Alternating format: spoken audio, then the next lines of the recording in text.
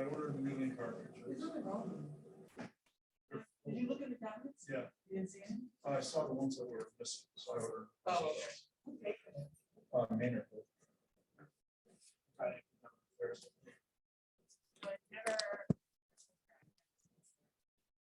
You have to save it as a JPEG. Okay. And save it in the right file size. So it's 36 inches by.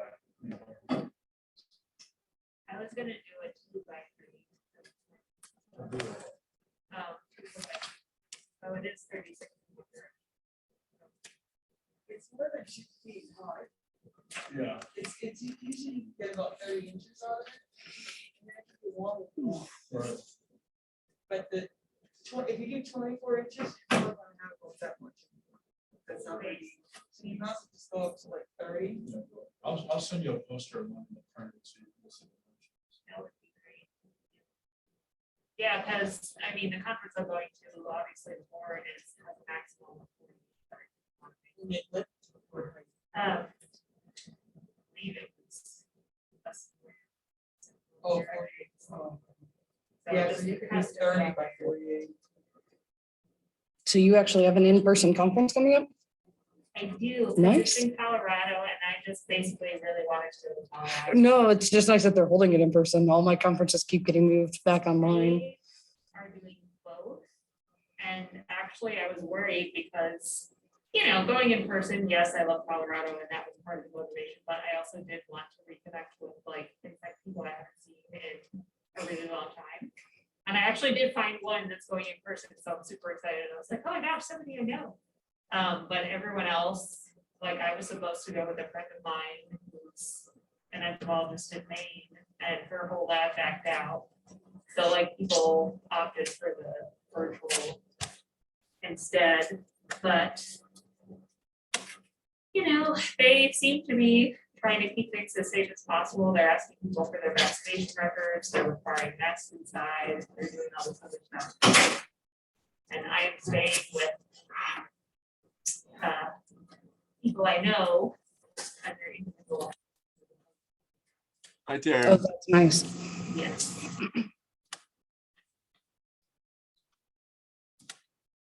Get my.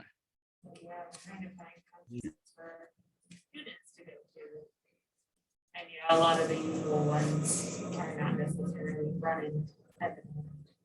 We just have the Marcus last weekend. Yeah, I have students, so I have one that I'm looking for in the spring.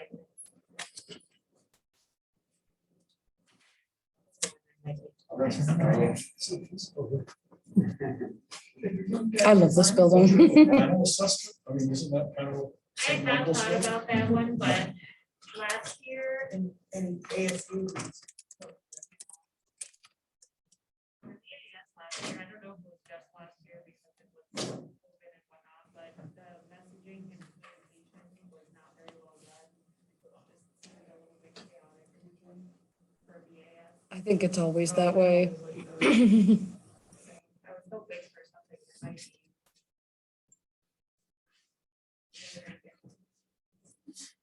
Hello again.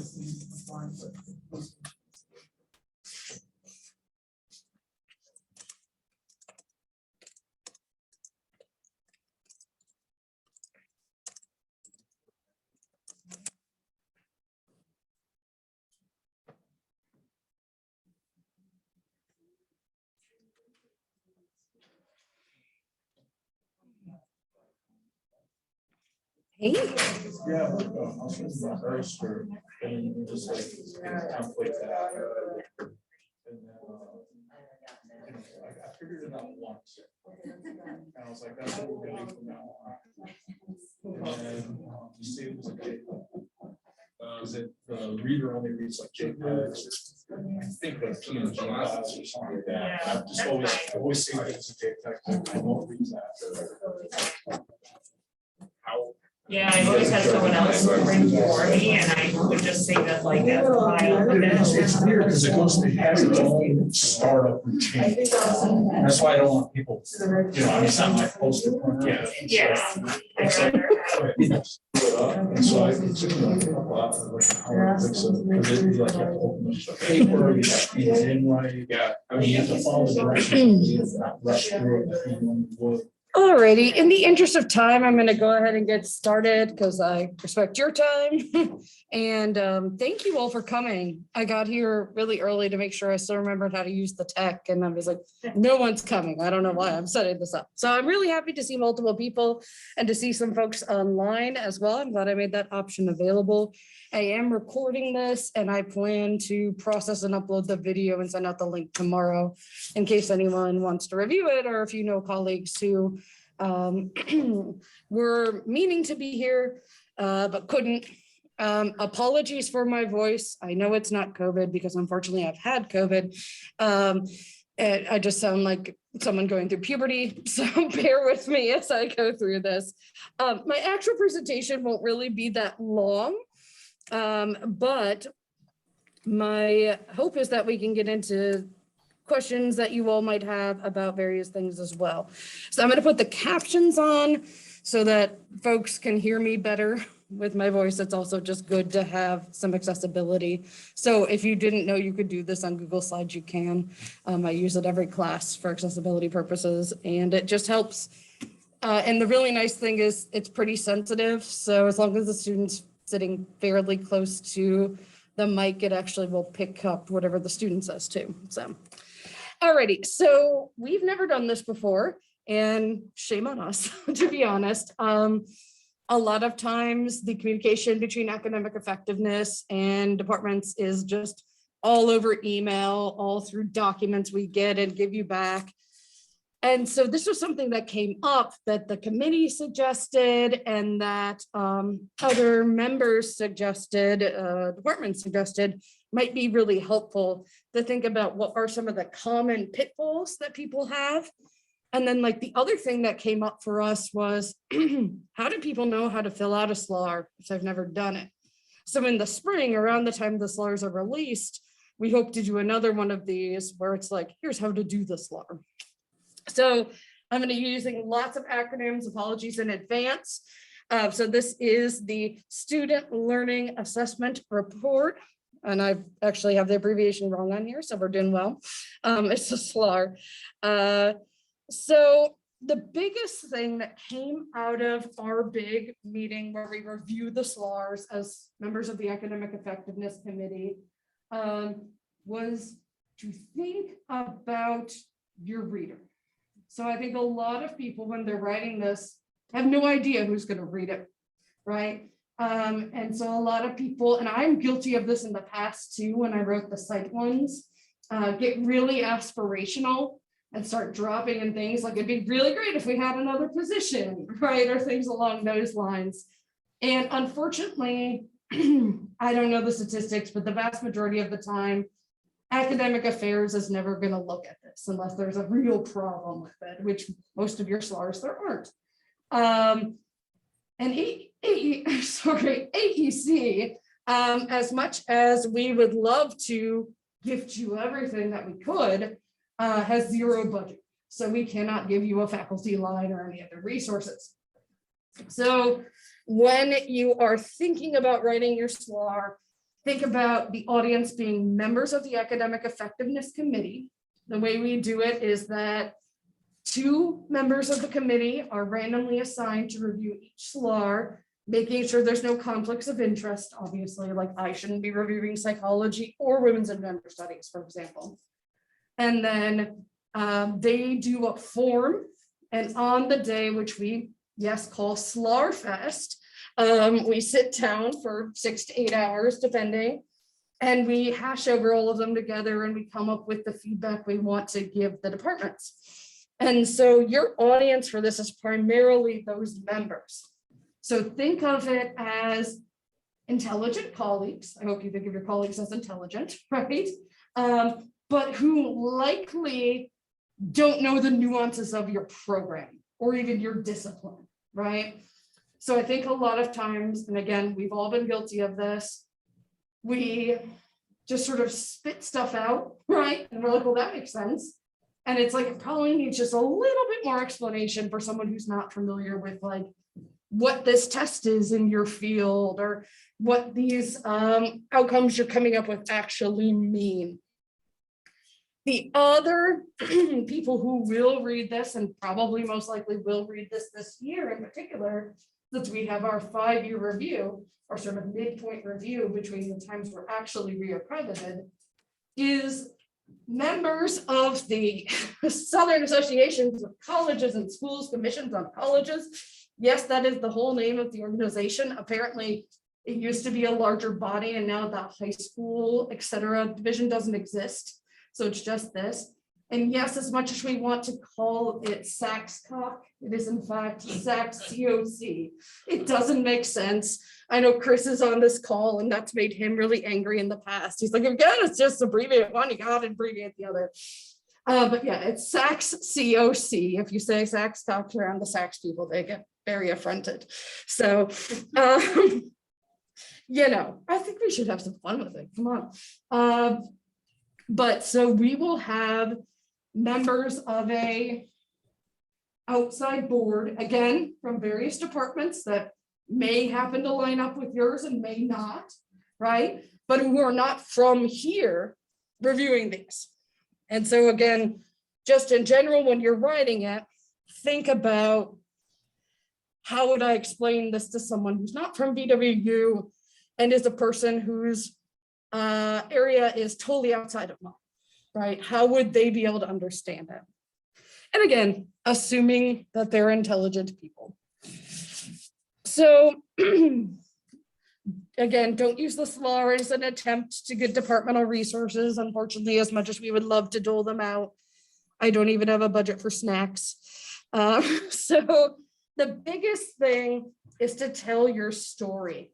And from, yes, I have been to a SACSCOC conference. They exist.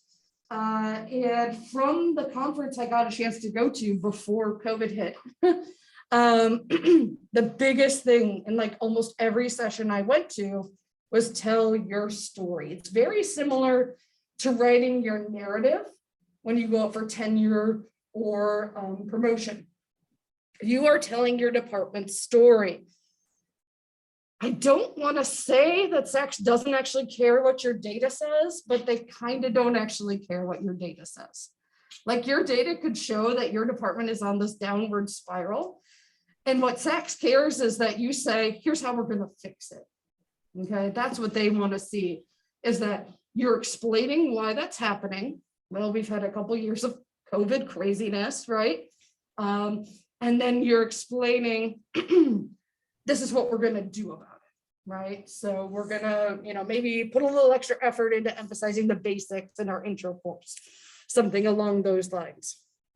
So if your data look awful compared to previous years, just explain why. Is nothing really changing? Just explain why. Are your majors suddenly just brilliant at everything? Well, that's easy. That's because of you guys, right? And you just say, it's me. Yeah, I did it. But explain why, right?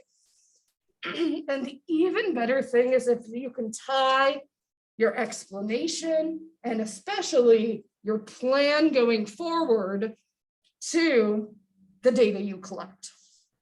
So based on the fact that students were doing not as good in this particular area, doing not as well, sorry, in this particular area, we are going to make this particular change in the course that covers that to try to help them improve that for next year and the following years. This last line is something no one believes when I tell them, but it's the truth. Assessment is not meant to be a criticism of your department. And this is honestly one of the only reasons I took this position when I was offered it, when I didn't apply for it, is because I thought if I can help just, you know, a couple faculty members get on board with realizing this and realizing like this is not supposed to be scary. And in fact, it's an opportunity to reflect on all the wonderful things you're doing in your department. Then that is why I took the job, to be perfectly honest. So it is your opportunity to say, here's what we want to do in our department. Here's how that's actually going. And again, could be fantastic, could be like, eh. And here's what we're going to do about it. The other thing that's often frustrating to people is that one of the things SACS wants is to see continual change and improvement. So you can have the absolute perfect major. All your students are acing everything. Everything looks great. SACS COC still wants you to say, how are you going to make it even better? And again, this can feel frustrating and be like, I have no idea. And a lot of people on their SLARs would say, we're not changing anything because we don't need to. But honestly, you all are, right? Look at your PAFs, right? That part of the PAF where it talks about what changes did you make to each course. You updated a textbook, you added more readings to include diverse voices, right? You tried a new activity, you tried a new type of pedagogy. Those are all changes that you're being made at the course level. So, that might be a great thing for department chairs to do when you get to writing the SLAR, say, hey, can everyone send me just that section of your PAF? And then I can incorporate that. Obviously, if you're making larger major changes, that's another component of this, right? So I'm giving Craig a hard time just because he's our department. He wrote this year, like, we're not really making any changes. And I was like, Craig, we just created a BS like a year and a half ago, right? But sometimes we get so in the trees, it's hard to see the forest and remember that stuff, right? So anytime you're doing sort of overall major changes and you're thinking about it as a department, that's an important component as well. Things that you don't think are important become important. If you have an email chain in your department where you talk about how problematic a course is or how you're going to change it, we've included those before on SLARs under like the documentation for things. Meeting minutes from departmental meetings can also show the thought process behind these as well. So, and again, we want to tie those changes to the data whenever possible, fully acknowledging that's not always possible, right? Sometimes you're just making changes because you as professionals who know your field think that this much needs to be done. Or maybe an accrediting body or a guiding organization says this is how an undergraduate curriculum should be. And you're making those changes. That's okay too. Again, the biggest thing is tell your story. Tell why you made those changes. Tell why you're implementing them. See where the ideas came from and what you're thinking through is. This is the SACS COC assessment cycle. And so we all start here, right? We're delivering our programs. We're teaching our students. For the majority of us, this is why we're at an institution like Virginia Wesleyan, right? We like to teach. We like our students. We enjoy the process of helping them learn. And then what you've all done already, but what we might need to tweak as we go through things, right, is to identify those student learning outcomes. And again, we do that at the course level, but we also do it at the departmental level, right? Then we're going to figure out ways to assess them. We analyze the results of that assessment and we talk about it in the SLAR. And then based on that, we identify and implement improvements in the curriculum and pedagogy. Now, the thing that drives me nuts as a social scientist, and will probably drive a lot of you nuts as well, SACS never ever asks us to like check that step 5 goes back into steps 2 and 3. Like they never ask us to identify whether those changes we made actually made a difference. Yeah, Kathleen, I saw your look like, ah. Yeah, it's a little weird. And I think it's partially because we do so many things in our majors that it'd be really hard to pinpoint one little change making a big difference. So, I mean, again, I'm not telling you that you could like make changes and like just sort of make them as the assessment person, but I'm also kind of telling you that, right? And sometimes, again, you're doing it because it just makes sense for your students. Or the new pedagogy, you've been to some conference where you got a really cool idea to try in the classroom. Or like over the past year, I've incorporated a lot more readings by individuals of color and other diverse voices that I should have always had there all along, right? So thinking about things in that way. All right, so another overall issue with completion of the SLAR is the table. And I know the formatting of this table is obnoxious. This is a document directly from SAC-COC. So we use it because of that, we tweak it to make sense for us. And this year, one of the things we did as a committee was to try to include more directions to help you figure out what you needed to fill out when, because we thought that wasn't necessarily clear. So you should list all of your program learning outcomes for your students every year. You have 7 and you're only assessing 3, still list them all. Okay. And then the next column is, will it be discussed this year? So that's just a simple yes, no. Okay. So there'll be years where you don't have data on one of them and you do on another. So like in psych, for example, we alternate between certain subtests of our national exam between years so that we're not overburdening the students when they take it. Then you talk about how that outcome has been measured. What's the benchmark your program has established that shows competency? So the vast majority of time, people are saying something like, we want them to get, 75% of this right, or a score of 3 out of 4 on this rubric or something like that. And then here's again, where some people have a little bit of an issue sometimes, which I'll get to on the next slide, which is, did students actually achieve it or not, basically? And then the last one is, how does this fit with trends over time?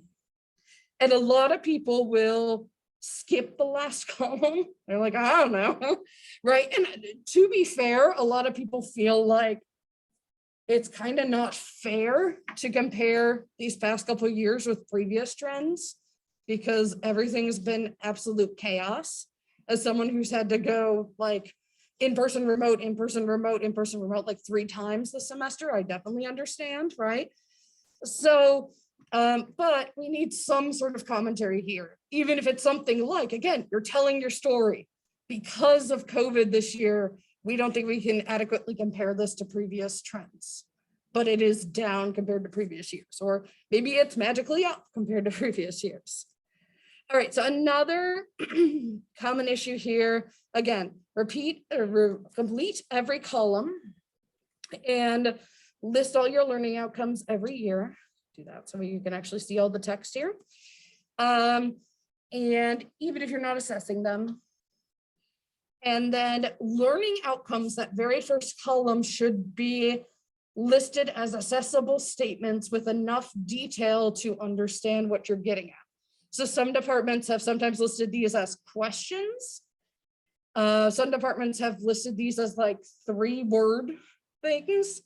You want it to be at least like probably not more than a sentence, right? That gets at, this is what, think about those objectives you put on the top of your syllabi. Students will be able to blah, blah, blah, blah, blah, blah, blah. That's a learning outcome. And then here again with that column 5 is where it gets tricky, that people kind of miss this. So report on the number of percentage of students who met the threshold for each outcome. Some people will just be like, well, the average score on this was 3.75 out of 5. That's great, but that doesn't tell me how many students got to that threshold, basically. And you can do numbers, just like 4 out of 12 students met threshold this year. 11 out of 12 students met threshold on this other item, or it can be percentages. Either one is totally fine. And we have some departments that do both. So that is, I would say, a pretty common one that we give feedback on, is to make sure you're saying the number of people who are meeting threshold. And I recognize that on either extreme, this gets tricky, right? If you have a giant major, right, you could be like, well, there's a lot, cut for. If you have 2 majors, right, it's sort of like, well, 1 out of 2 met threshold. That's okay. Remember, we're just telling our story, whatever stage the data's at.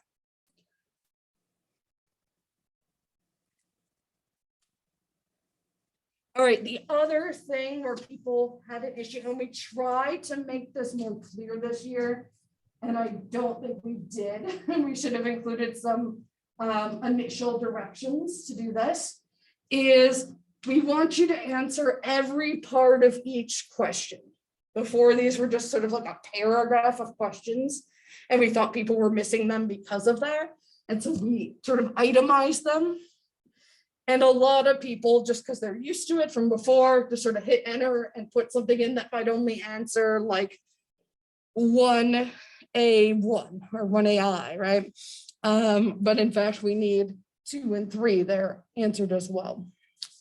So each of these, again, they don't have to be super long, but each of these gives you the opportunity to talk about the process of assessing your program as it relates to what you want your students to be doing and how you are showing that.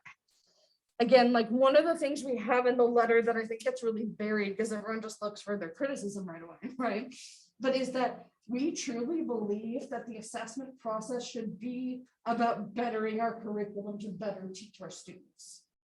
That gets lost a lot in these minutia, and I know that, right? But like, think about, okay, here are the outcomes we say our students should know about these things or how to do these things before they graduate.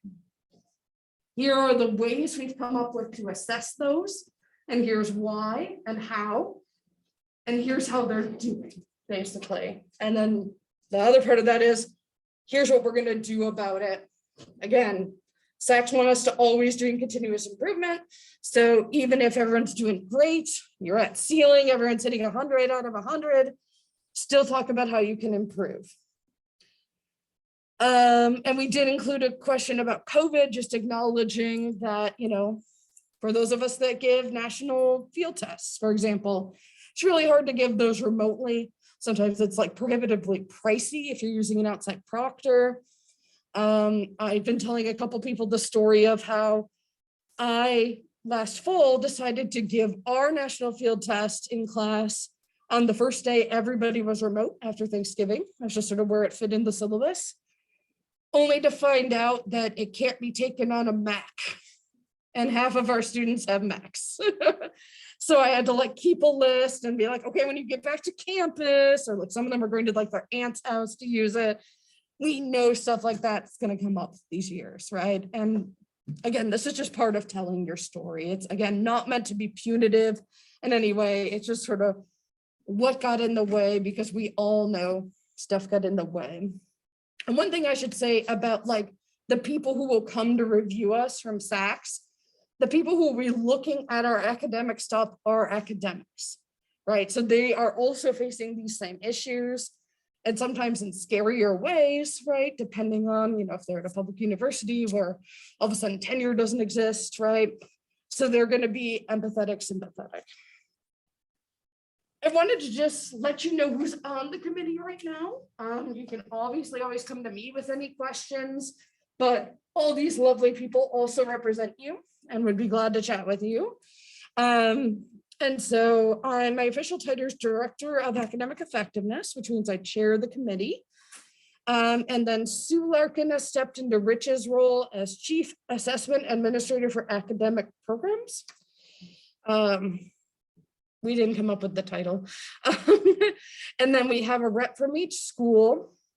So Craig Jackson, Marielle, Ben Haller, Malcolm Lively is kind of serving this dual role. One of the things we did in the motion that was voted on at last faculty assembly was try to condense and essentially say, if like the person from Watts is from an accredited program, we don't need 2 people to do that when Watts is tiny, right?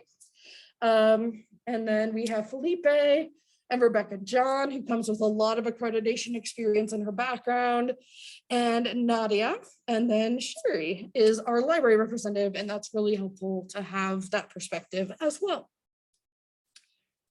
So my email's here, Sue's email's here, and I just want to spend the rest of the time opening it up for any questions, comments, thoughts, musings you all have. Yeah, great. Thank you for sending the PowerPoint out. thanks for doing this over Zoom. That's really, really good. Oh, yeah, I'm all about flexibility and not making things harder than they need to be. I think, I know, 6 years ago, program learning outcomes came up with some of them. And I don't know how I came up with them. I just knew I had to, so I came up with some of them. I looked at it like this year and I'm going, I don't like one of them at all anymore. But do people just? Yep, you can revamp. You might, and that's something you would write about in that discussion section then the next year. Like we just decided this was not something that was important to us anymore. And instead we, did this one, or we rewrote it to actually indicate what we want our students to be able to learn or do by the end of the program. Yeah, and that's totally acceptable. I mean, one thing that's been sort of the elephant in the room that I haven't talked about that I'll just get out on the table is like, clearly I am not David Durham. And we do not need to use some sort of crazy matrix for things. And like, we're all about departments doing it in a way that works for them. And again, just telling your story and being flexible. Actually, Rich, Joyce Howell and I are going to be presenting at the December SACS conference about creating flexible assessment at a place like this. So this is something we really prioritize. Slaughter. Oh yeah, they're not always good. December SACS, that's good. It's also one big giant run-on sentence. Yeah, it always is. And that's partially because I don't really pause to take it back, let's be honest. Other questions, comments, thoughts? Yeah, Michelle. Thanks, Darren. Could you go back to the slide where you told us to address all the bullet points? Sure. Let me just move our friends out of the way here. So I tried to start the conversation with you this Mhm. afternoon about the timing of things. Mhm, I'm still mhm. trying to get a handle on that as a new chair. So we do our assessment, and some of that happens towards the end of the academic year. Some of it is like at the final exam. Mhm. So then I have the data, so I'm able to write the SLAR. But in terms of closing the loop and talking about how we use that data to affect change, that part doesn't happen until the fall when the faculty come back and they get a chance to review the data. So I almost felt when I was writing my first SLAR that I was giving data to the committee that my faculty hadn't even had a chance to look at, never mind digest and discuss. So is anybody else? have Yes, that that has been experience? exactly my experience. It's strange to evaluate the data after the end of the semester, and then it's gonna ask, what are you gonna do about it? I'm like, okay, well, I guess I have to ask Lisa and Kathy through email, so we can have a conversation during the summer about what we're gonna do about it. So I mean, I understand it, it's why it has to be that, the way it has to be, that is complicated. Yeah, believe me, as someone who was doing this about 3 days before I gave birth in my summer, I completely understand. Yeah, and that's something that Michelle and I were talking about earlier. This is not set in stone. We just have to have a schedule. It doesn't have to be this one, right? And so like, if people have ideas for a schedule that might work better, maybe like having them do October 1st or something along those lines, it's certainly something we can consider as a committee and kind of look at models that are used at other schools. I'm not wedded to this. This is just what I inherited. So. Is there anything, I mean, we use an exam-based assessment. Mhm. tool. Is there any, and we traditionally do it in the spring semester for graduating students. Is there anything preventing us from doing it earlier in the spring semester so we have time to? No, not at all. I mean, as long as you're not worried about what they're learning that final semester. They're gonna know what they know at that point or not, right? But yeah, no, you could definitely move your assessment earlier as well. It's not something we're telling you to do, but it's an option that, that's our biggest thing too, is we want to guide you in filling out this form, but we don't necessarily want to tell you how to do your job, if that makes sense. So. I'm interested in hearing what kind of test you give, and actually I'd be interested in hearing how other departments, all departments are doing this assessment. Mhm. Other than peeking in on the SLARs, is there a way that we can share that kind of information? this is a start. We can definitely just chat about it here, what people are I mean, doing. I can send you ours if you want. Send you last year's SLAR. It describes exactly what our test does. why it's the way it is. I just, if people are comfortable sharing their SLARs, I certainly am, but it would be nice if we had a library of which department uses which tools and just to get some ideas. Yeah, and that's certainly something that I can add to our agenda for the AEC meeting on Friday. And we can talk about as a possibility.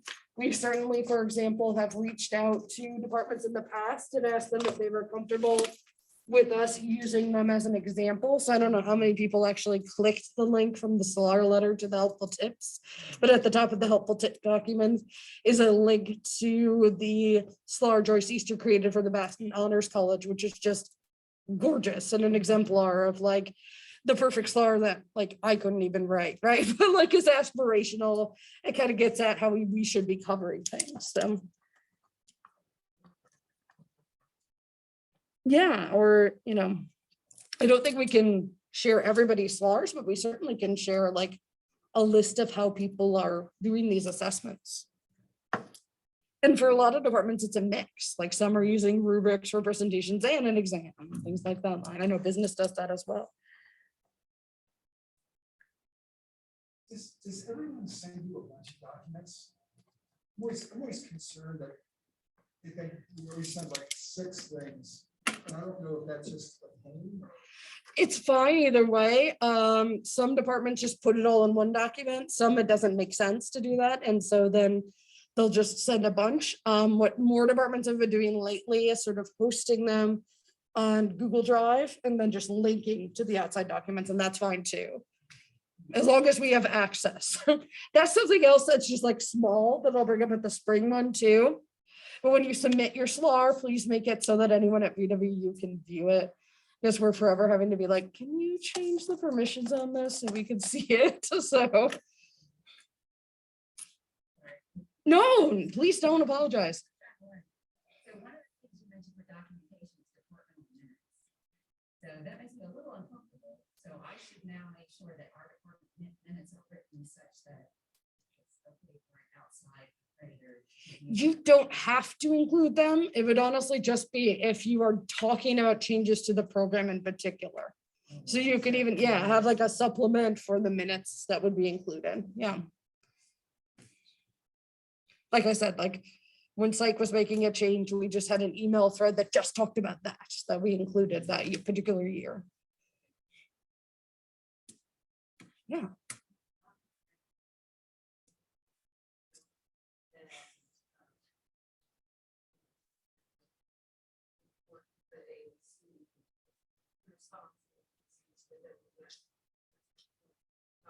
Is there ways to contact previous chairs, or is there like a program with departmental library? This SLAR, right?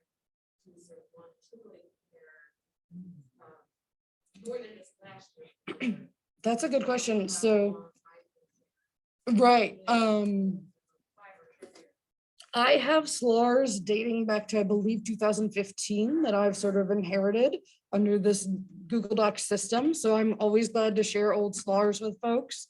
And even old letters from AEC as well, if you become a new chair. But certainly I think that we should, this is just like my side opinion, I believe we should formalize training for new chairs, including transfer of documents and things like how to hire people, and not commit illegal things that might get us sued. That's just me. Yeah, no problem. Yeah, and if you shoot me an email, anyone, I'm glad to share those. But yeah, we don't have one for like just WGS, if that makes sense. But I have like a folder from WGS from like 2015 to this year.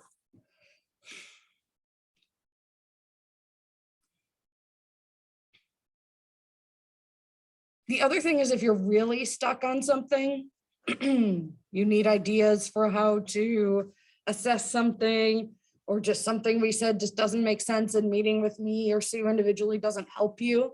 You're always welcome to ask to come to an AEC meeting. We've had people do that before, and the whole committee puts our heads together and tries to help people come up with ideas or brush things up. And, we keep our meetings to an hour. They're very efficient, and would be glad to, have you as part of that. Mhm.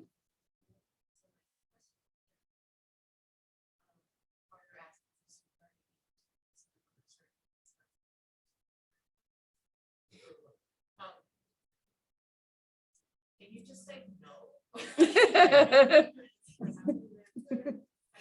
I know you want us to always play live. Yeah, so basically, in this case, you'd want to say something like, we're happy with our current outcomes and here's why, yada, yada, yada, but it wouldn't have to be very long. It could be a sentence or two.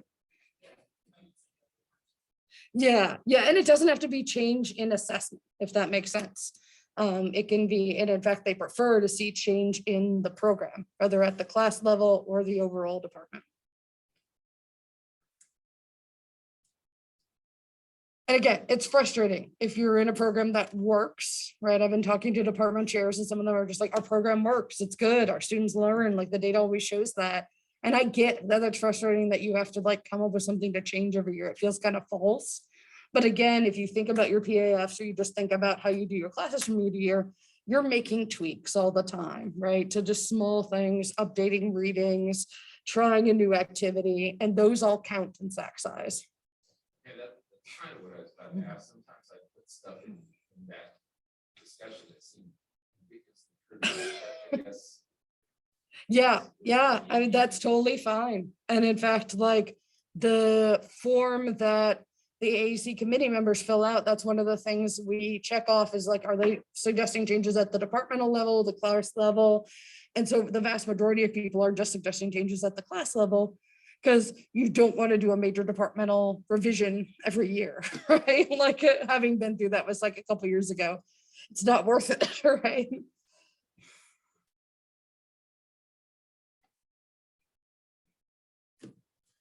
Anybody who's joining us remotely have questions, you can feel free to either unmute or put them in the chat.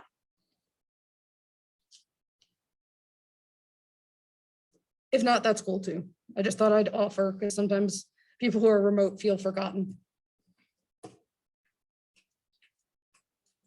Sure, yeah. Yeah, it's always June 30th, basically. Unless that falls on a weekend, then we might kind of finagle to make it make sense, but. Yeah, and Kathleen, I think you got here a couple minutes after I started, so I said that, oh, all good. Believe me, I have like 10 places I've been today. But in the spring, we plan to do one of these, just like how to fill out a SLAR. So, because we know that people are always changing over. And some departments are really good about training, and some departments just sort of like say, okay, I'm done. You're chair now, right?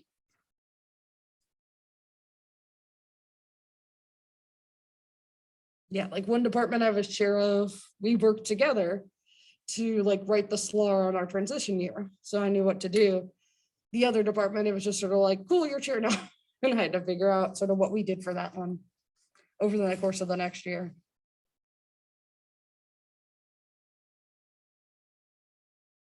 Awesome. Well, I don't want to keep you all here any later than we have to. If people have individual questions, you can feel free to come up and talk to me now or email me to set up an individual meeting to talk about your particular SLAR. I'm glad to do that. I've done that with several people and I have a few more scheduled already. And thank you for coming. Again, like I thought, who's going to come talk about SLARs? But I'm glad that people did. So thank you very much. All right, thank you for joining remotely, y'all. Have a good night.